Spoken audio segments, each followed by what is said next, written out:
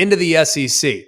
The Alabama Crimson Tide will be on the field. I'll be on the call. Looking forward to being in Tuscaloosa Saturday, 3 o'clock Central Time on ESPN. Jalen Milroe returns, but it will be a different type of offense. Now, the SEC, we always kind of lose our mind about the SEC in spring games. This spring game will be structured a little differently. It'll be more of a scrimmage setting. So it'll be ones against ones, but I don't know if we're going to see true move the ball game-like situations. But Jalen Milroe did a great job last year. A great job. Got better and better and better down the stretch. Took a bunch of sacks early, but started to play faster, started to play more instinctive, started to play more decisive down the stretch. He steps into a very quarterback-friendly offense. It puts a lot on his shoulders, but at the same time, they do have the element of the quarterback run. Probably not going to see that in the spring game, but I'm curious to see how Jalen Milroe has developed as a passer. He was pretty good last year on the downfield accuracy. The underneath stuff is still a little bit of a work in progress. How has he progressed there? I mean, he was still just one of 8 players last year with 20 passing touchdowns and 10 rushing touchdowns, and one of just 2 in the SEC alongside Jaden Daniels. So clearly did an amazing job. Also curious to see with Alabama, a different defense. Now, a lot of people, we say the numbers, 3-3-5, 4-3, 3-4, 4-2-5. We hear all the numbers. And Alabama, for a long time, has really substituted defensively based on the offense's personnel. What we've seen the last handful of years, probably the last 10 or so, most teams are running some variation of 3 wide receivers, 1 tight end, and a running back. It's called 11 personnel. We know that is going to lead Alabama under Nick Saban to play a 4-2-5. 4 defensive linemen, 2 linebackers, 5 defensive backs, with that nickel being the star position. That is kind of a hybrid player that can play in the box, but will play more really as kind of your hybrid linebacker, safety, corner, guy that can cover, can do a lot of things for you, usually probably your best pound-for-pound football player defensively. So this defense, while they will maintain the structure of 4-2-5 under Kane Womack, they will run a lot more zone. They actually don't call it zone. They call it vision defense. And when I say vision defense, it means eyes are in the backfield on the quarterback. Under Nick Saban's scheme, they ran what you call a pattern match scheme, which is basically man, but different guys are responsible for different parts of the field. It's basically a hybrid between man and zone.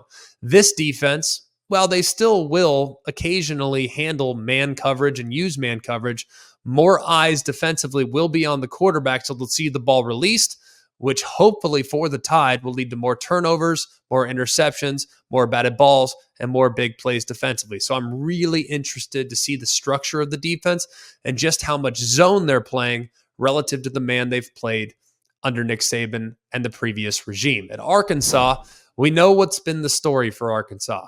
They posted 9 wins in Sam Pittman's second season. That was back in 2021. But it's been a little while since then. They went 1-7 in conference play last year and have gone just 4-12 in conference play over the last 2 seasons. Only Vanderbilt, who went 2-14, has a worse record in conference play over that span amongst SEC teams. Now, they had trouble really on both sides of the ball. They scored a touchdown just 14% of their offensive drives. It's the second worst rate in the SEC. Mississippi State was worst, and they allowed 32 points per game in the league, which ranked 11th. What we're really interested in is who's the quarterback. Is it going to be Jacoby Criswell, who's been there for a little bit, or will it be Taylon Green, who transferred from Boise State and might have a leg up just because of the experience that he has playing at the highest level of the sport? So really curious about the quarterback situation, but really watching everything about Arkansas to see just how much they've progressed here in year number 5, for Sam Pittman. The Florida Gators will also be on the field, and while everybody wants to talk about the offense, understandably so, I'm very curious to see who replaces Ricky Pearsall. He caught 65 passes last year for 965 yards, led the Gators, of course. The good news is they actually return 4 of their top 5 players in receiving yards here in 2024. We know Graham Mertz is back. The passing game should be good, but the big issues for Florida have resided on the defensive side of the football. You thought they got that addressed last year, possibly, but they have not been great on that side of the ball. If you look at where they were just a couple years ago, I believe it was 2019, they allowed just 15 points per game defensively. That was the 7th best in college football and the 2nd best in the SEC behind Georgia, who allowed just 12.6 that year. But since then, Florida has allowed more than 4 touchdowns per game, 28.5 points per game. That's the 3rd worst in the SEC, in front of only Vanderbilt and Arkansas.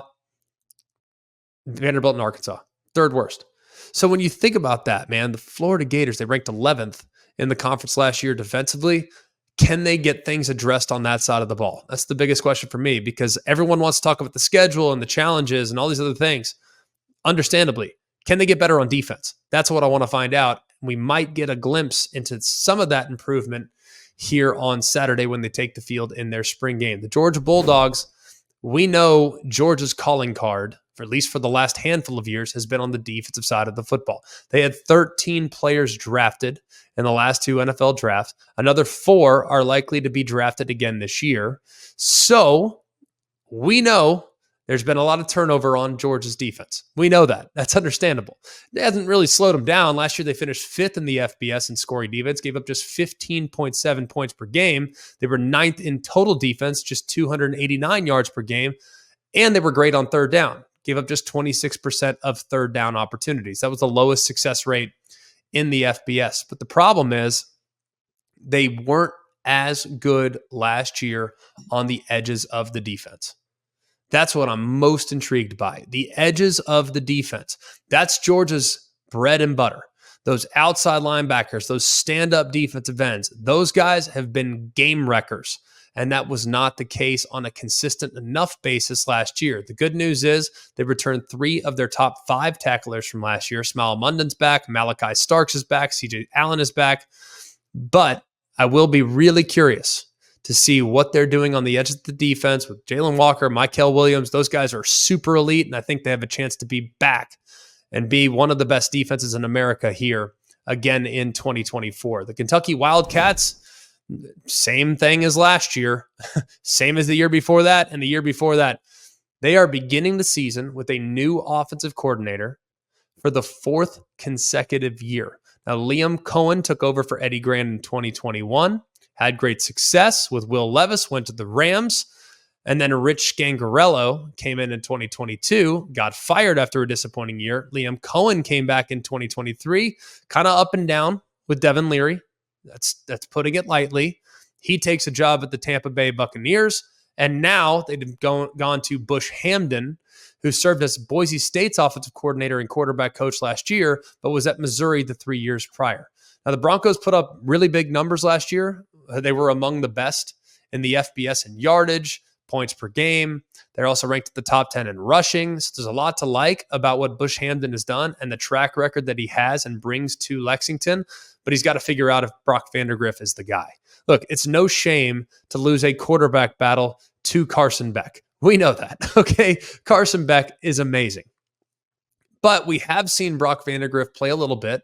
He's thrown 21 passes in his first 3 years, completed just 12, but they have gone for 165 yards and a couple touchdowns. He also has great weapons on the perimeter, and hopefully, because he won't throw the ball 1,000 miles an hour, he will allow those guys to make more plays than they made a year ago. Drops were a bit of a problem for Kentucky, but Dane Key, Barian Brown are back. They should be in a really good spot. They also added North Texas transfer Jamori Macklin, who hauled in over 1,000 yards and 11 touchdowns last year for the Mean Green. Chip Trainum's back in at running back, transfer from Ohio State. So there's a lot to like about the offense there for Kentucky. Be very interested in seeing whether or not they're up to the task of improving. On Tennessee, we know what we're watching. We just talked with Josh Heupel about it. We're watching Nico Iamaleava. All right. That's all we want to see. At least that's all I want to see. We can talk a lot about the defensive backs. We can talk a lot about James Pierce. We can talk a lot about all their pieces that are back and their weapons at wideout. And the fact that they really are a lot more balanced than people realize. All those things are true. But the reality is this. When you look at last year, the biggest change in what they were when they finished 6th in the country a couple of years ago, going 11-2, to last year, where they lost 4 games, was the passing game. That was the biggest difference. They led the FBS in 526 yards a game in 2022. They were 19th in total offense in 2023. That's 448 yards per game. So they dropped 78 yards per game offensively, and they dropped 18 spots. But almost all of that drop off was in the passing game. They went from 326 yards per game passing in 2022 to 243 yards per game last year. For those that can't add it up really quickly, I'll do it for you. That's an 83-yard drop in yards per game from where they were in 22 to where they were in 23, all through the air. Overall, they only dropped 78 yards. They dropped 83 in passing. So Nico Iamaleava has to be the answer. The good news is he looked pretty good in the Citrus Bowl against Iowa. Makes me feel pretty optimistic about what he might be. And I know he's got great ability to create big plays, and that's what they're missing. Last year, just 39 plays that went for 25 plus yards. That's the FBS average. The year before, they had 65 plays that went for 25 plus yards. That was among the best in college football. Second most, actually, back in 2022. The LSU Tigers, I'll be watching the defense. Simple as that. There's not a whole lot more than I want to watch. We know last year the defense struggled. I know Nussmeier's going to be good. I know they're going to have great weapons. I know they're going to probably get back to running the football with a little more consistency because they don't have Jaden Daniels back there at quarterback to make them right when he drops back. I just want to watch the defense. I want to see what Blake Baker's system looks like at LSU. How will they use Harold Perkins? How is the defense backs? How are they kind of rounding into form? Because that was a group that really struggled last year. So LSU is very simple. I'm watching the defense, and I want to see growth on that side of the ball, and I think they'll have it because there's only one direction to go from where they were last year, and that is up. The Ole Miss Rebels will also be back on the field. Jackson Dart is back, has really looked good. I mean, really looked good these last couple of years. I think he's progressed to the point where he's one of the top players at his position in the country. And some of the best players for Ole Miss are transfer players. Jackson Dart, he's thrown for over 6,000 yards and 43 touchdowns in the 2 years since transferring from USC. Trey Harris had nearly 1,000 yards and 8 touchdowns last year after spending 3 years at Louisiana Tech. Ulysses Bentley rushed for 540 yards. He's now going to be the guy in the absence of Quinshon Judkins, but he transferred from SMU. He's going to be really good. The good news is, yeah, they lose Quinshon Judkins, but they added a couple of really good pieces in the portal defensively. I'll be watching those guys.